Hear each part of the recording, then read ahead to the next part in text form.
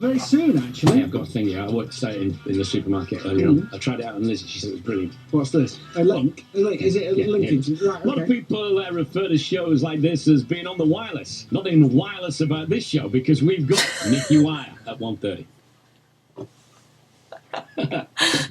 Right. Yeah, and so he's got a big announcement to make, hasn't he? Or has it already made it? Does everybody know? All right, so the Manic Street Preachers are launching the first ever manned spaceflight to Neptune in the New Year. Right, okay, yeah. And it'll have to be after the 28th of May. That's right. Because they're doing Everything Must Go at Swansea Liberty Stadium there. It's the day after. The 29th of May, they're being launched from Swansea International Spaceport to Neptune. Good. Bon voyage. Okay, all right then. Well, suitably enough, today's Out of the Day's Dystopian Dream, which, living on Neptune, some of you might view as dystopian. No, I am joking, because it's good news that for Manics fans, 28th of May at Swansea Liberty Stadium, everything will go 20 years, and the Manics are going to... Well, Nicky's going to talk about it a bit later on. I might ask you a little about the Patagonian trek, though. James and Sean are doing a Patagonian trek. Might have started, actually. Right. For a charity, yeah. Dystopian Dream is by Knitting Soy. Yeah. By the way, the album of the day. We have The Chain, we have...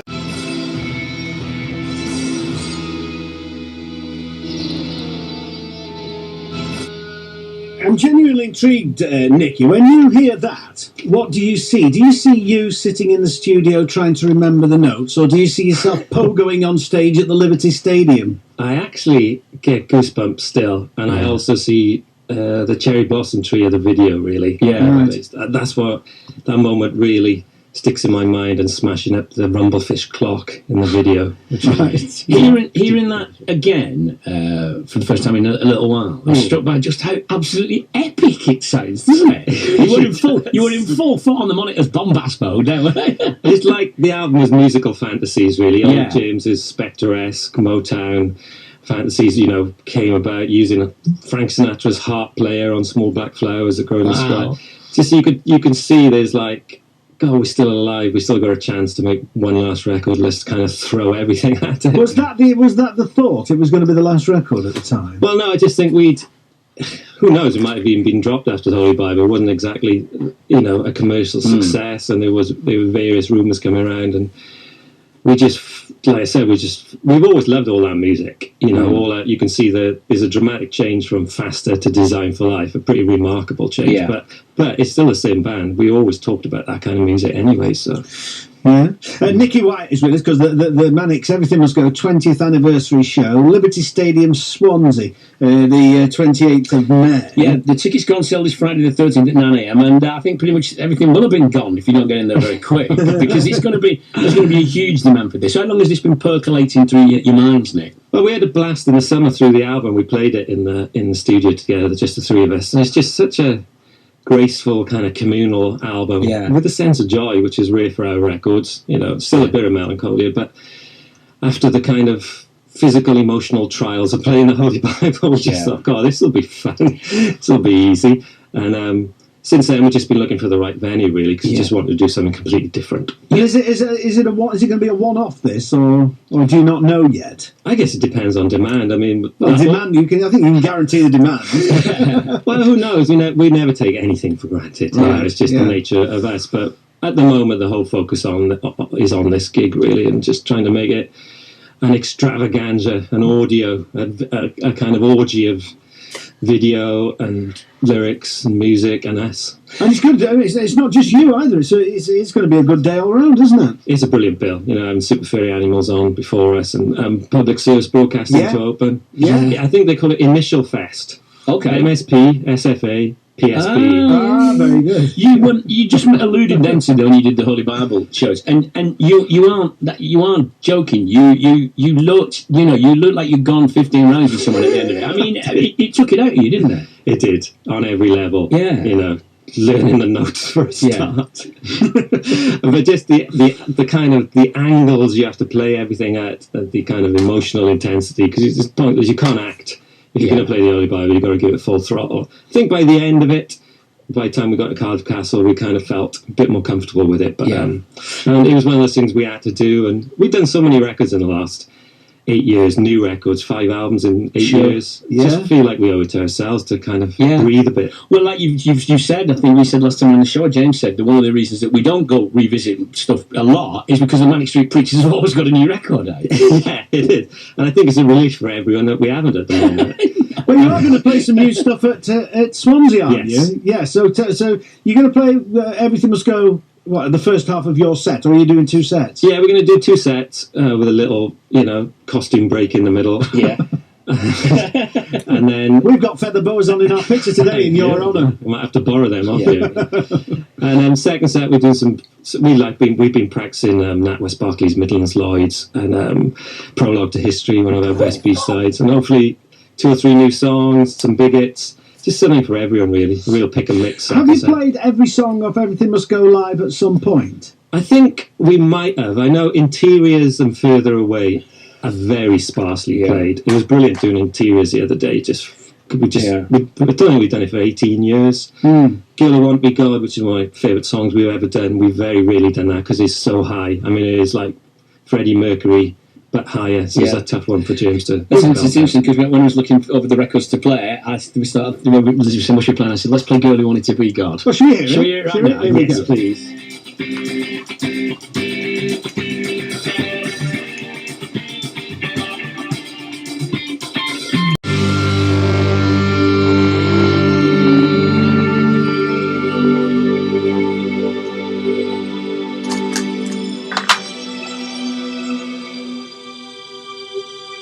I am afraid of getting older, I am afraid of getting married, spur me from cooking 3 meals a day, spur me from the relentless cage of routine and rote. I want to be free, I want to be omniscient, I would like to call myself the girl who wanted to be God. Sylvia Plath, age 17, now in a diary. Amazing stuff, yeah. It sounded fantastic, it still sounds amazing. Fantastic. So quick as well, it's over in It's over in a trice, isn't it? Yeah. You still do it in the same key? We are, yeah. That's incredible, really. I mean, there aren't many singers who can still do all their stuff back for that different from 20 years ago in the same key, especially since it's right at the top. I know, well, I think James tried once to make me change key, but he realised it'd take me weeks and weeks to redo the note, so he said, I'll just stick as it is. It's always terrible asking people about lyrics, and so forgive me for this, but I always think that in Everything Must Go, that and we just hope that you can forgive us, but Everything Must Go is a kind of this is what we have to do. Is that anything like the spirit of the record? It is, yeah. I mean, the way we were, as well as internalising and addressing our audience, it's a real hard thing to pull off. And but the record is really communal. It's just like it's addressing all our doubts and people's doubts in us, and where's it going to go, what's going to happen. And I think after the first kind of intro, Design for Life, people were convinced pretty quickly, without that being the first thing that they heard. They could see that it was a different kind of band stylistically. I mean, the stylistic jump from, say, Archives of Pain to Girl I Want to Be God is pretty dramatic. Massive, yeah. But I think people, just the kind of people we had been up until then, they were pretty much on board. But you only said that, though. I mean, anybody who heard the second album will know that you I know the first and the second album, will know that you always had it in you to want to do big communal pop songs as well. Yeah, and I think the times had changed, obviously. We were living in a kind of post-Oasis, Britpop-esque, where, the mainstream was infiltrated much more with guitars and all the rest of it. And, I was looking back at rustling through the old archives, and I found the original Design for Life, and it is like 12 pages long. There's one part of it's called The Pure Motive, and the other part's called Design for Life, and it ended up being probably our shortest lyric ever. So James did an amazing editing job on my rambling. Is that quite often what happens? You'll send him loads more than finishes up in the finished song. Then you won't send him a complete lyric that is the song and just needs music. Yeah, I mean, I'll always say to him wherever I give him. Same when me and Rich used to write words, or Richie on his own, we'd always say, do whatever you want with them, because with the exception of something like Yes, which is verbatim what Richie wrote, it's pretty hard to get a lot of those words into songs. Much harder as you try. But that's interesting, because James then to in that editing process to make it work as a song it must throw up juxtapositions and things that you hadn't initially thought of that make you go, wow, that's good, that's interesting. No, it's a bit like Burroughs cut out theory without cutting it out. And obviously I'll rewrite certain lines and stuff then. It probably happens a bit less now as I've kind of more intuitive into how lyric writing works after all these years. But back then, it was a bit, obviously, he phoned me up as soon as he wrote Design for Life. He knew it was something special. Yeah. Well, it says here in the press release about it, it says that you, on that record, when you toured it, you played in Manchester twice on that tour. Once in the basement bar of the Hacienda, which I remember, which was absolutely... Is that the Gay Traitor bar? Yeah. Which was so tiny. And you also played in Manchester, headlining what was then known as the 9X Arena. So in the same year, you played a tiny one and 20,000 one. It was stratospheric, you know. And when we got to the 9X, that was kind of a breakthrough because we used all the screens and all the footage of Design for Life. It was the sort of first proper arena scale... a band putting a lot of effort into everything behind them as well, you know, visually and stuff, and all the slogans. It was sort of mesmeric, and the album was still in the charts 56 weeks later, you know. It was, you know, from Holy Bible being in the charts for 3 weeks. When you cramped up the corner of the Gate Traitor or something weird like that. Yeah, it was in that odd three sort of triangular room. It was a tiny room. Tiny room. Whose idea was that? It's probably Tony Wilson. Yeah, it must have been. It must have been Wilson. It was a weird night. It was the first gig back. And I don't ever remember the Bean Bands in there, really. No. You're the only band I can remember playing. No, genuinely. You are the only one. The only band. Think of. Yeah, because it was a strange night, I guess, wasn't it? Well, I think the next day or two, we supported Oasis at Main Road. Wow. Right. And which was phenomenal. Those were good, nice days for us. We were just sort of easing our way back in. There was no pressure, you know. But every time we played Design for Life, even before he was out, we did it with the Roses at Wembley, the Roses' last gig.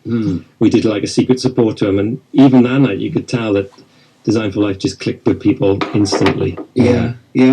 So where are you up to at the moment then? Obviously you're planning this for May, 28th of May. But Sean and James are pretty busy, aren't they? Yeah, tell us about Sean and James from Patagonia. Yeah, 22nd of November they're off on a 12-day hike across the Great Plains of Patagonia. James has done a lot for a Valindra cancer charity in Cardiff, and it's all for that. And and they're very glad I'm not with them moaning for 12 days. Are you not one of life's trekkers then? I don't think I am, no. Can you imagine the pathetic story of me being airlifted out with bad knees or something, you know, and I'd annoyed everyone else so much. And you should be the walker, because they have to take 2 strides to each of your one. Well, Sean has taken this very seriously, as you would expect. Why does that not surprise me? He is super fit. He's been trekking non-stop. He's got his satellite phone. I was going to say, but he's got every gadget, every Garmin GPS gadget known to man, hasn't he? Yeah. He really has, and he's got the brain to use it. So James, on the other hand, I'm not quite sure. Right. If he's walking the dog, I think it's been his preparation. Yeah. Does James still claim never to have sent an email? It's true. There's just nothing weird about that, if you know it. I know. I never sent an email. I know that's it. And he's happy for it. Whereas Sean, I think you want to tell me was the first person to own a portable DVD player in Britain. He was, yeah. I think he was the third to have a mobile phone as well. Yeah. Or a satellite phone, or something like that. I remember that's worth knowing, because the first person ever to make a portable phone call in this country is Ernie Wise. And the first person to use a cash till wall bank is Reg Varney. Brilliant. It's a more tradition. It's a great tradition for sure. No, I remember him coming in and showing me at Mono Valley and going, look at this. Oh, yeah. I'm the only person in Britain who's got one of these. You know, I was like, what is it? So are you constantly writing, or do you give yourself time when you deliberately don't? Well, we have had... I don't know, after Futurology, I was slightly drained lyrically, and just so many ideas on that record. I love it. I think, it's one of our best records. I was going to say, it's one of your best records. It's a fabulous record. Yeah. And I just I really kind of detoxed lyrically after that, because I'm just trying to find something more direct and emotional, and probably less influenced, if that makes sense. Yeah. So, and the floodgates have opened the last few weeks or so there's lots of lyrics flowing, and James has got a few tunes in his head, so I think we're on the cusp of getting back to serious writing. What the lyrics?